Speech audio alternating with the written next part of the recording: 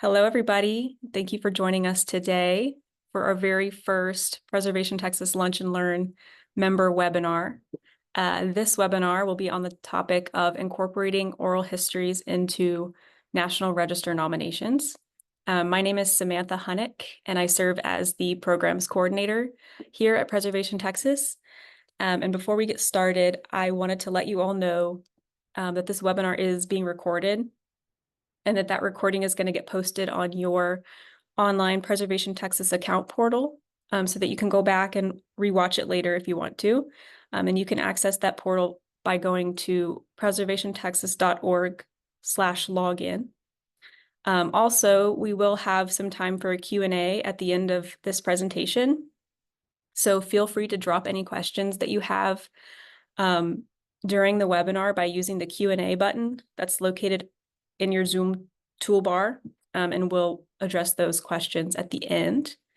And now I would like to introduce your speaker and presenter for today's webinar, Megan McDonald. Megan is an architectural historian with Post Oak Preservation Solutions. She has a background in both historic preservation and public history, and her skill set includes archival research, National Register nominations, oral histories, public outreach, and historic preservation education.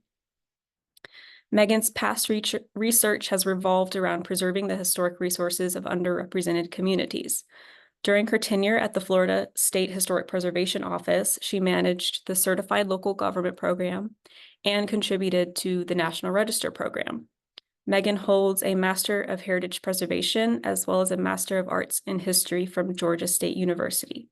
And with that, I'll turn it over to you, Megan. Well, thank you so much for the introduction. Let me just get the presentation on the screen. Can you see it all right? Yes. All right. Well, as Sam said, today we're going to be talking about oral history and how we can incorporate oral history into National Register nominations. To start out with, I just wanted to briefly introduce Post Oak Preservation, which is the company that I work for. We're a Texas-based historic preservation consulting firm. We have offices in San Antonio, Austin, and El Paso. And then we also have an office in Kansas City, Missouri. We work on a pretty wide range of historic preservation projects, including National Register nominations, historic resource surveys, design guidelines, preservation planning, and historic preservation tax credits. As an architectural historian, I spend a lot of my time working on National Register nominations, both for individual properties and historic districts. And with a background in public history and oral history, it's really important to me that whenever possible, I try to include first-person perspectives of people who are associated with the places that I write about in National Register nominations. And so that's kind of the impetus for this presentation is my experience doing that. To start out with, I wanted to make sure we're all kind of on the same page in terms of how we define oral history. So I have two definitions here on the screen. The first is from the Smithsonian and says, oral history is a technique for generating and preserving original, historically interesting information, also known as primary source material, from personal recollections through planned recorded interviews. And then the second is from the Texas Historical Commission and says, oral history is the collection and recording of personal memoirs as historical documentation. It documents forms of discourse normally not documented, and it emphasizes the significance of human experience. So there's a couple things I want to point out about these definitions. The first, obviously, I've bolded the words recorded and recording.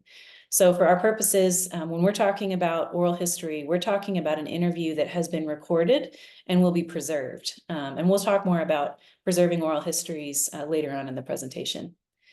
I also wanted to point out the Smithsonian, how they point out that when you record an oral history, you're creating primary source material.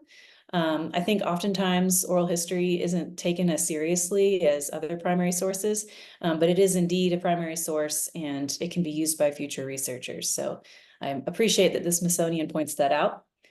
And then the last line of the Texas Historical Commission definition, where it says that oral history emphasizes the significance of human experience. I really like that line because when we write National Register nominations, we are technically talking about buildings and places, But when we make arguments for historical significance, we're really talking about why those places mattered to people. And so I think oral history is especially adept at pointing to the importance of human experience. All right, so when should we use oral histories in National Register nominations? Honestly, there are a lot of scenarios where it doesn't make sense to use oral histories, but I think there are a few occasions when it does. The first is when, let's say you're working on a National Register nomination for a property and you just have not been able to find primary source material about it. There haven't been good records or photographs, and you're just not finding the information that you need in order to make an argument for its significance. This may be a good occasion to incorporate oral histories, particularly if you have been put in touch with individuals who either worked or lived in the property that you're studying, who can provide first-person insight about that place, how it evolved, how it was used, and what made it significant. Another occasion that it might make sense to incorporate oral histories is when you're studying underrepresented communities, or communities that have not been well documented or represented in the historical record. I'm going to give you some examples of this in just a moment. And then a third opportunity is when a person with unique firsthand knowledge of a property's function or development is interested in sharing about their experiences. Sometimes a person just appears while you're in the course of researching a building or a district, and they have really insightful things to say and very unique experiences to convey. And maybe you weren't planning on including oral histories in that nomination, but you've been presented with a really fantastic opportunity to bring some more life to the document, to bring first-person perspectives. So sometimes you're not planning on it, and a person or people become available. And then lastly, this is, a boring, not fun consideration, but when to use or not use oral histories and National Register nominations oftentimes depends on the time that you have available and your budget, because as we'll discuss later, oral histories can be time consuming. So let's talk about a little bit more about some pros and cons of using oral histories and National Register nominations. Pros: oral history interviews may shed new light on a topic or fill gaps in the historical record. They may provide broader insight into a particular historic context. They may add an element of human experience or perspective and provide a richer narrative. And lastly, oral history projects, and I'm talking about collections that you would reference at like an archival repository, as opposed to conducting a new oral history. Oral history projects have often focused on capturing the history of marginalized or underrepresented communities. So there are oftentimes really fantastic collections out there that shed light on those communities. Cons: both using pre-existing oral histories and conducting them can be time consuming. It can be difficult to locate relevant interviews, but I'm going to help you with some strategies here in a few minutes. And many oral histories or their transcripts are not digitized. And I included this image of a cassette tape because in a lot of repositories, this is what their oral history collection looks like: cassette tapes that have not been digitized. But I think great strides are being made to digitize them. So I'll share with you some examples of collections that have been digitized. I wanted to share 3 projects with you that we at Post Oak are currently working on. And these are projects that relate to underrepresented communities and populations. And these are projects that we've identified as being good candidates for including oral histories in the course of the projects. And each is a little bit different. The picture on the left here is representative of a project we're working on in Nebraska. The city of Lincoln was awarded a National Park Service Underrepresented Communities grant to write a statewide historic context of women working in the building trades. And so we're going to be writing this statewide context and nominating at least one property under the NPDF cover. And as a part of this, early on in the research, we realized there's not a lot of research material out there about women working in the trades. And so we've identified this as a project where, if possible, we would like to include oral histories. Obviously, this is going to be interviews with women who were working in the trades, probably in the mid to late 20th century. But it's our hope that they would be able to also shed light on women who may have mentored them or who had paved the way for them to be a part of the field. And we're also going to be on the lookout for pre-existing oral history collections in repositories.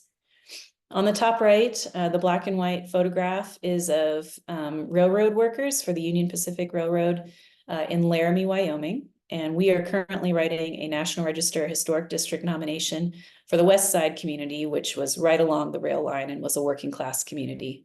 It was originally settled by Swedish and Norwegian immigrants, and then had a later wave of migration of Hispanic immigrants. So as a part of this project, we actually initially didn't intend to utilize oral histories as a part of this. It was pretty well documented, and we thought we would have plenty of resources in order to make a case for the neighborhood's significance. But then we discovered that there were several large-scale oral history projects that had been done from the 1970s through the present day, and that were housed in local repositories. And so it's our hope that we're going to be able to use some of these oral histories to weave a much richer narrative full of first-person perspectives of people who worked for the railroad or lived in the neighborhood or who had migrated to Laramie, either from Europe or from Mexico. And so this is a project, again, we didn't intend to use oral histories, but I think it's probably going to be a pretty significant part of the narrative. And then on the bottom right, this is also a National Park Service Underrepresented Communities grant that was awarded to Kansas City, Missouri. And we're going to be writing a historic context of the city's African-American heritage.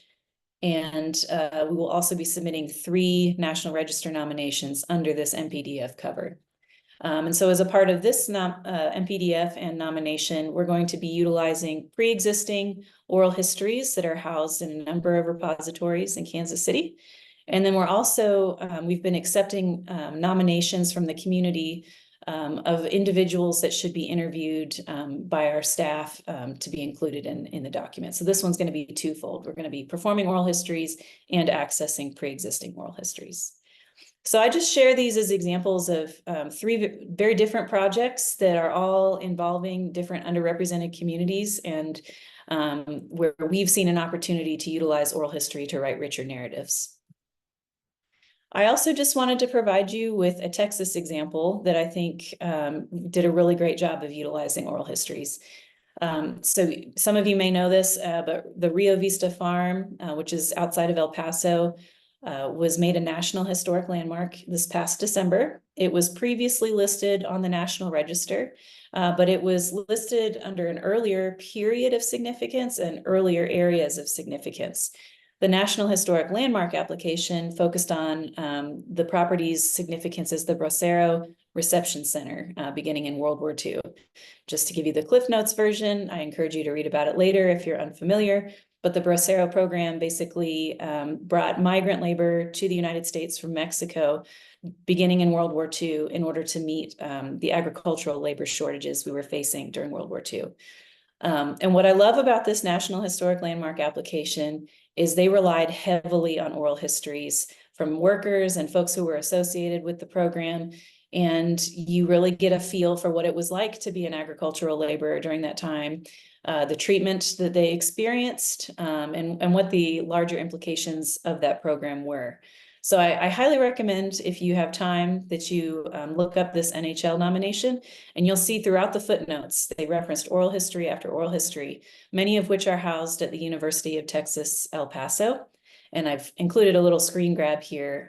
You can listen to and read many of these oral histories online because they have been digitized. All right, so from here, this is where we're going to get into the meat of our discussion about how to use oral histories in National Register nominations. And I'm going to split this discussion into 2 parts. The first, we're going to talk about how to identify pre-existing oral histories that are housed in archival repositories, libraries, and museums in Texas. And then the second half, we're going to talk about conducting new oral histories for a National Register nomination that you're working on. So let's talk about those pre-existing oral histories. The first resource I want to introduce you to is called the Texas Oral History Locator Database. And this is a fairly new resource that was created by Baylor University. And basically, Baylor sent out a survey to as many repositories as they could throughout the state of Texas, asking them to provide information about their oral history collections. So you can scroll through this table and you can see all of the different repositories who responded, and you can see information about their collection. So it'll tell you how many total interviews they have in their collection, if they're still acquiring or performing oral histories, if you can access those oral histories digitally. And then it also provides information about contacting the institution and a website. They're still adding to this all the time. There's a number of institutions that I'm aware of that aren't on this list that do have oral histories. But this is a really fantastic start. I hope it continues to grow. And I recommend that you check this out if you're interested in seeing what kind of oral histories are out there, in what repositories, in what region of Texas, to see if any of them relate to National Register nominations that you're working on. I want to introduce you very briefly to a couple of these repositories. The first is Baylor University, and Baylor is really kind of the home base for oral history in Texas. Not only does it have a really robust oral history program for the university, but it also is the home of the Texas Oral History Association and the Nationwide Oral History Association. So they're really a hub of resources and information. They do workshops on a regular basis, virtual workshops. So if you want to do kind of like a basic course to learn about how to perform oral histories, I recommend that you look into that. They also have done a fantastic job of digitizing their oral history collections. They have over 7,000 interviews in their collection, and almost all of these are digitized. So I recommend you check out their website and kind of scroll through those. I completely blanked on what I was going to tell you.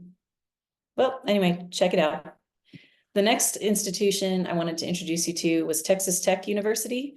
Their Southwest collection has over 13,000 interviews in their collection. I would say that not all of these are digitized. I reached out last week about an interview, and unfortunately it wasn't even transcribed. So the only way I could go access it would be to travel to Texas Tech and plug that cassette tape into a player and listen to it. There was no way to access a transcript at this time, but they're making great strides in digitizing many of their oral histories, and they have them organized in a really logical fashion. So again, if you have time, visit their website and scroll through. I wanted to highlight the Austin History Center as an example that has not digitized their oral histories, but they've made a really strong effort to make them accessible. So they have over 1,800 interviews in their collection.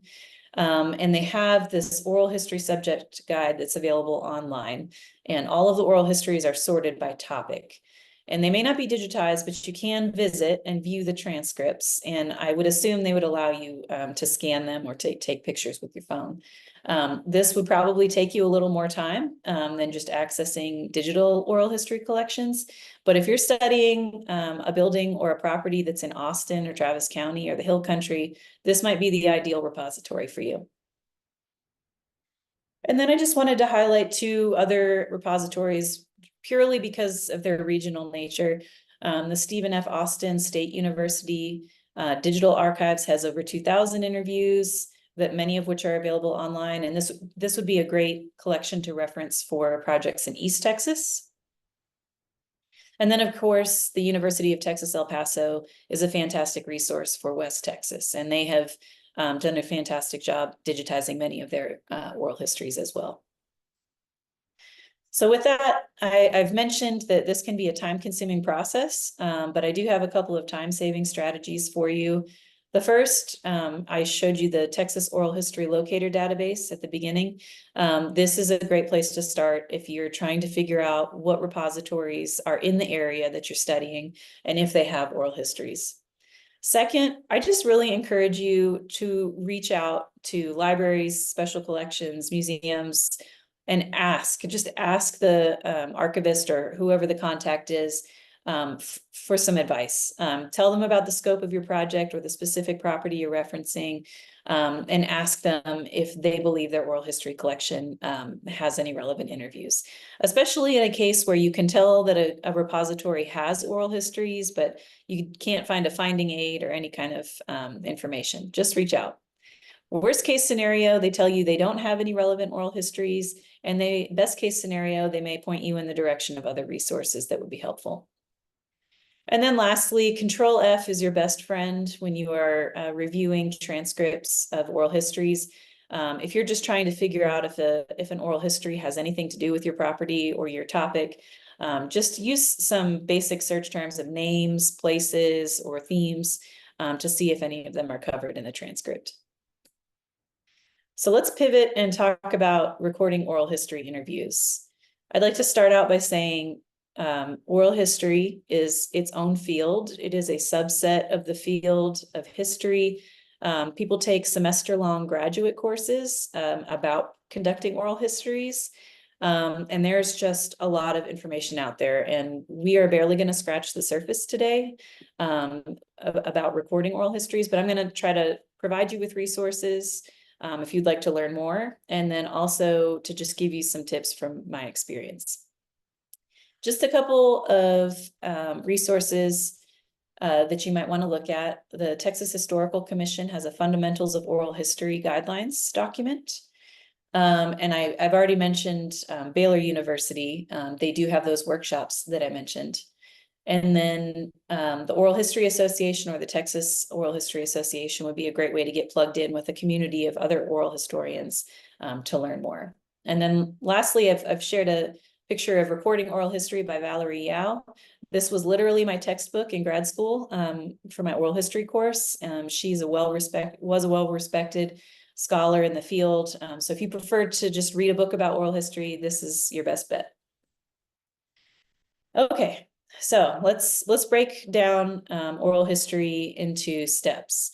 The first, step one, is to identify a repository where you are going to donate the oral history recording after you've completed the project. And you'll notice that our image here is a woman standing on a soapbox. This is the only slide where I'm going to allow myself to get on my soapbox.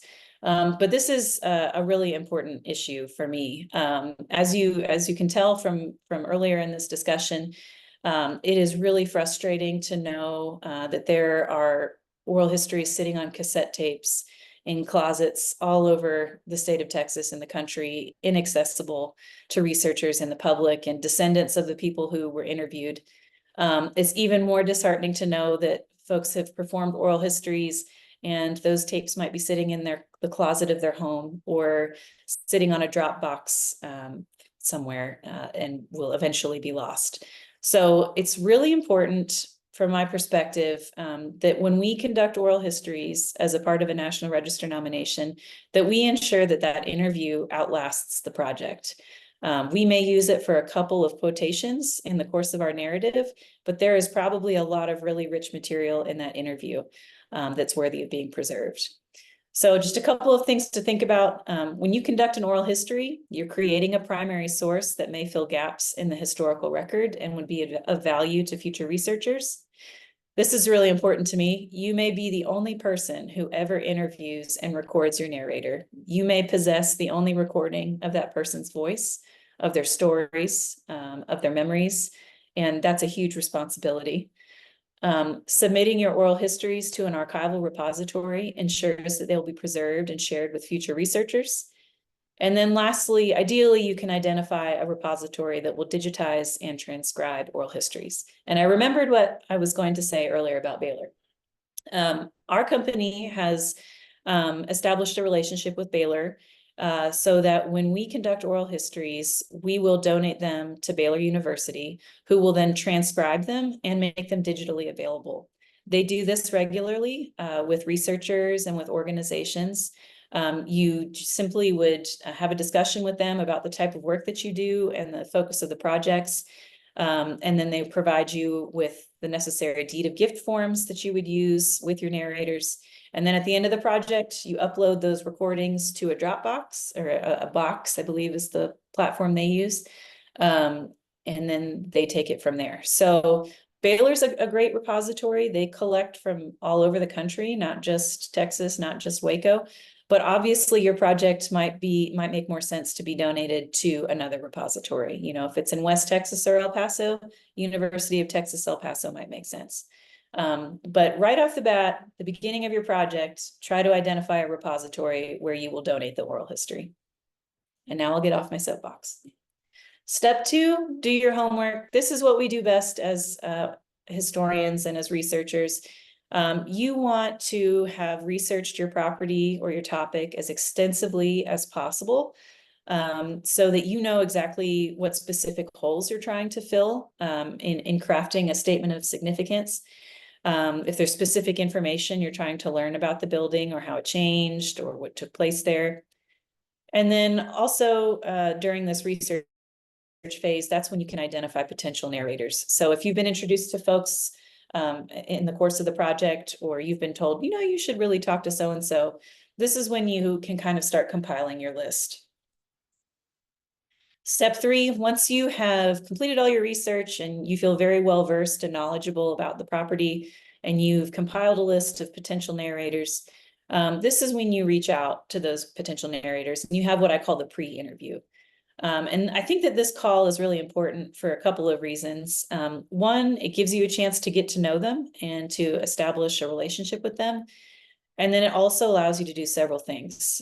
This is your opportunity to very clearly convey the purpose of your research, to explain the National Register nomination and what that would mean for the property, and to help them understand what they can contribute to it. It gives them an opportunity to answer questions, or it gives them an opportunity to ask you questions and for you to answer questions. And this gives you an opportunity to ask basic preliminary questions about their connection to the place that you're studying. So this would help you establish a framework for the interview, kind of having a little bit of a background knowledge about how they're connected to the property. And this conversation actually might also give you some ideas for research you need to do before the interview. This call is also when you obtain consent from the person, number 1, to be interviewed, number 2, for that interview to be recorded, and number 3, for that final product, that recording, to be donated to an archival repository. You do want to get verbal consent on the phone that that's okay, because you don't want to show up to the interview and find out, just kidding, they're not interested in being recorded. So just, and again, just be super honest and open about what that means and why you want to donate the recording to an archive, and answer any questions they have. And then lastly, this is your opportunity to set a date and time for the interview. Step 4, final interview preparation. First, you need to identify a quiet place to conduct the interview. And you can see by my lovely red X that a coffee shop is not a quiet place. A restaurant is not a quiet place. I understand that you may feel more comfortable, or your narrator may feel more comfortable meeting in a public place, but really a library or a school or a church or some other kind of neutral location that will have a quiet location for you to do the interview is your best bet. In a coffee shop or restaurant, you're going to have all kinds of background noise. And honestly, doing interviews outside is also not a guarantee to be quiet.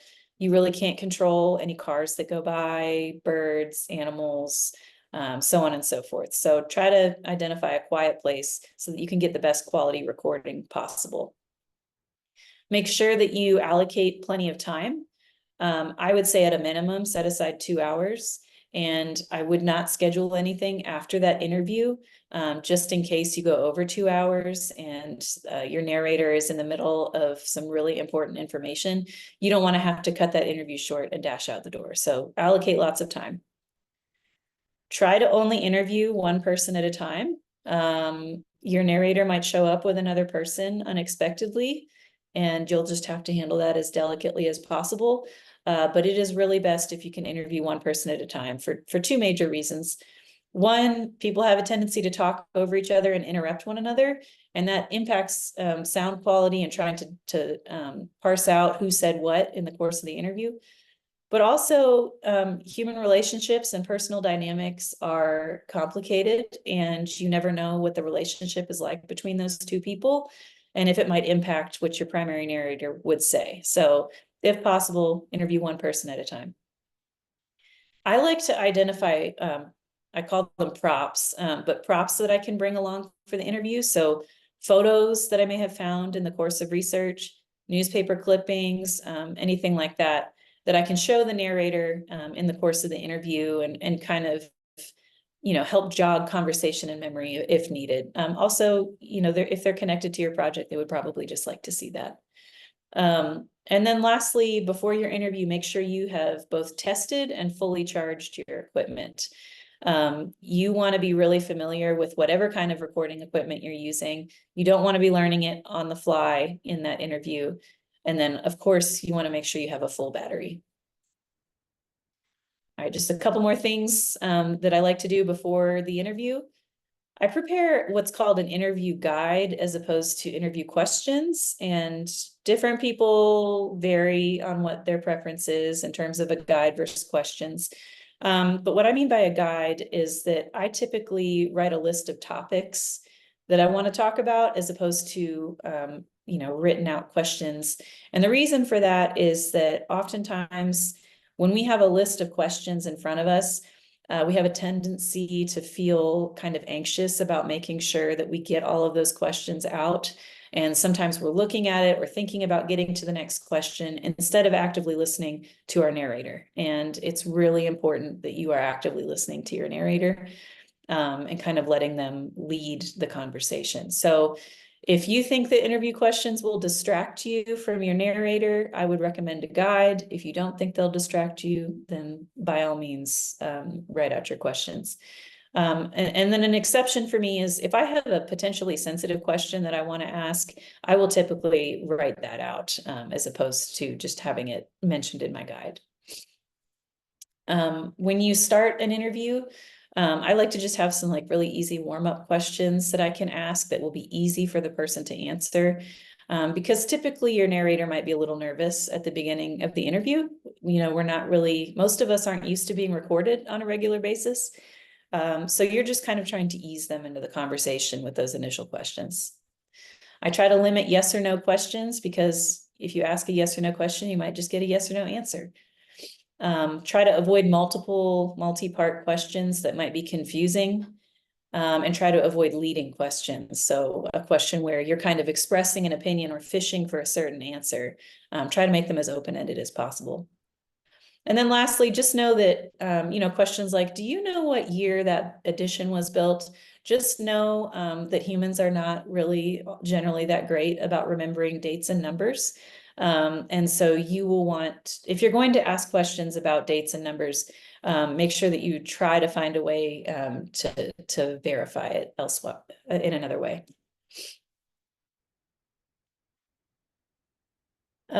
Step 5, the actual interview. When you begin recording, you want to state 3 things: the date, name, both your name and the person that you're interviewing, and then the project topic. So I would say today's date is August 21st, 2024.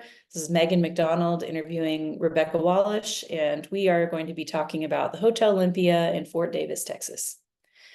During the course of the interview, there will be silences. There will be times when your narrator pauses to think. They may seem uncomfortable. They may just need a minute to regroup. To the best of your ability, if you can be comfortable with silence and just kind of allow it to happen a little longer than you're comfortable with, that would probably give them time to think. Take notes throughout the interview. If there's a clarifying question that you're thinking of while a person's talking, try not to interrupt them and just write it down to follow up on later in the conversation. And then these last 2 bullets, these are questions I like to ask at the end every time. The first is there anything I may have missed that you'd like to talk about? And then number 2, what would you like people to know or to remember about this place? And I think you often get really meaningful answers to that question. So those are 2 questions I like to ask at the end. You may have other follow-ups that you would like to include, but those are 2 that I like.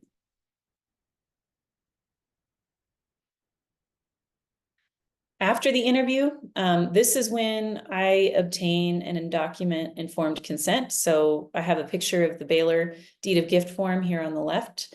So this is the time in which I have them sign the form. I know that some folks prefer to have their narrators sign the form at the beginning of the interview, but I prefer to do it at the end. Just, I think ethically, the person should have the option after the interview to say, actually, I'm not sure I'm comfortable with this being made publicly available. So that's just my perspective. If you prefer to give the deed of gift form prior to the interview, that's your prerogative. And then after you've wrapped it up, submit the oral history file to the repository you've selected.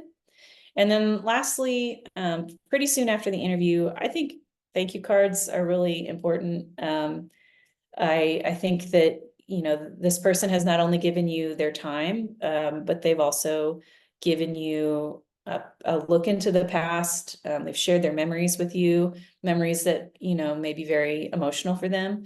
And so it's important to acknowledge the depth of that gift. So I think thank you cards are really important. And with that, do we have any questions?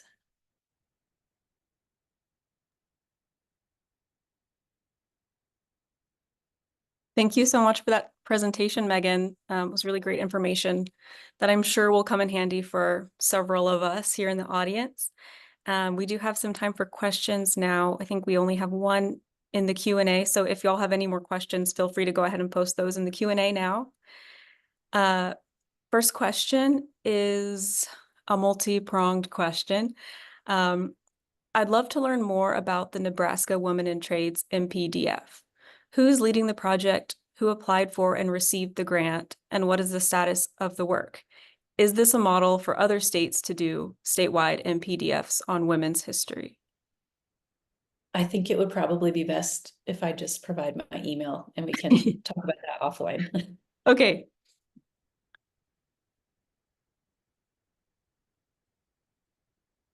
Okay, do you think that AI can be a useful tool for transcribing untranscribed oral history recordings? I think so. So I've mentioned that we're going to be working with Baylor, and they have been testing.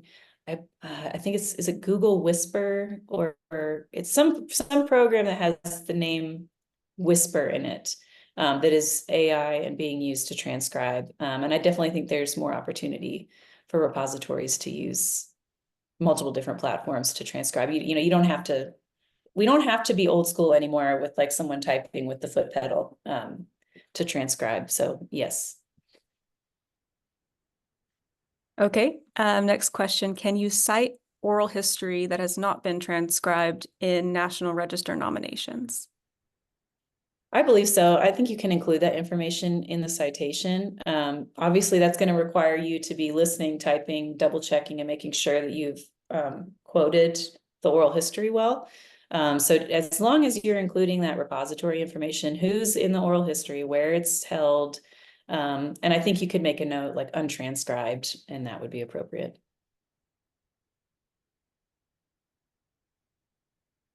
Do you compensate your narrators monetarily? As a company, we have established a community compensation policy. And so we will be compensating any narrators that we interview as a part of our projects. That is not necessarily a widespread practice. I think it's an emerging practice. I think folks are recognizing the sacrifices that people make in order to do these oral histories in terms of their time. So we view it as us compensating them for their time.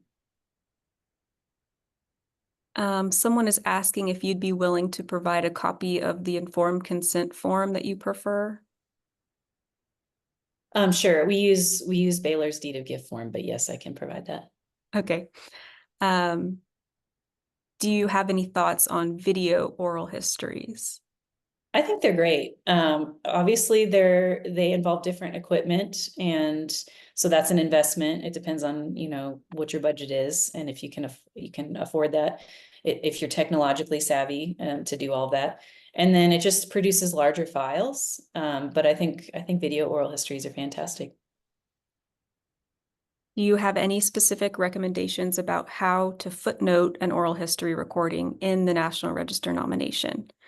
Have SHPOs discouraged oral history sources for specific types of information? I haven't gotten any pushback from THC about using oral histories quotations. And in Florida, I didn't get any pushback. I think it makes for more interesting reading for reviewers. And then as far as citations go, I use the Chicago Manual of Style, and I believe they do have citation preferences outlined for oral histories. Do you know if Baylor will transcribe informal interviews recorded on tape by a school alumni association? Possibly. I mean, I would reach out to them and ask. I think they would want permission. They would need to know if there's permission from the folks who were interviewed. But again, I would ask Baylor directly on that one. Okay, just a couple more questions. In your experience, has the THC been receptive to including oral histories in National Register nominations as primary documentation? So I will say I've lived in Texas for a year and a half, so much of my experience is in Florida and other states. But I think in the field of history and in the academic world, oral history is accepted as primary source material, but it's important that is also supplemented by other forms of primary sources when possible. So as long as the entire document isn't dependent upon a firsthand account from like one or two people, and that there's other primary sources being used, I don't think it should be a problem. What is the minimal equipment set required to create oral history? How much would it cost to purchase these items and get started? I mean, technically you can use your phone. You can use your phone if you want to. It may not be the world's best recording, but if that's what the budget is for your project and that's, where you're at, you can do that. So that's like the low end. Baylor sent me, they developed what they call a field kit that was kind of like on the lower end of cost, because I was also asking about, if they had recommendations on technology. And that kit, including the recorder, the battery pack, microphone, all of that, I think it cost about $600. Obviously, if you're going to be doing video interviews, your price is going to go up. I think recording with your phone is better than nothing. So if that's where you're at with your project and your budget, I think that's a perfectly acceptable option. Okay, and one more question. Does Baylor accept or transcribe oral history recordings in Spanish or other languages? That's an excellent question. The University of Texas El Paso, a lot of their interviews are in Spanish.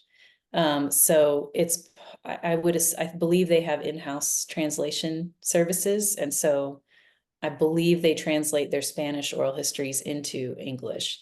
They might be a more likely source. I don't know anything about University of Texas El Paso's policies for accepting oral histories from outside researchers, but I think it would be worth reaching out to them. And I really don't know if Baylor does Spanish language transcriptions. That's an excellent question. Okay, well, thank you so much, everyone, for tuning in, and thank you, Megan, again for your presentation. Our goal is to be able to continue offering these educational webinars on preservation-related topics on a monthly basis as a resource for you as a perk of being a member of Preservation Texas. And I would like to announce that next month's webinar will be hosted by Jessica Anderson with the City of San Antonio's Office of Historic Preservation, and she's going to be talking about the city's new deconstruction and circular economy program. That's going to be happening on September 18th at noon, so mark your calendars for that one. And lastly, if you are a historian or an architect or preservation professional, etc., and you would like to share your knowledge by presenting one of these webinars, please reach out to me. My email is my last name, hunnick@preservationtexas.org. And again, thank you for joining us. And I hope you all have a good rest of your week. Bye.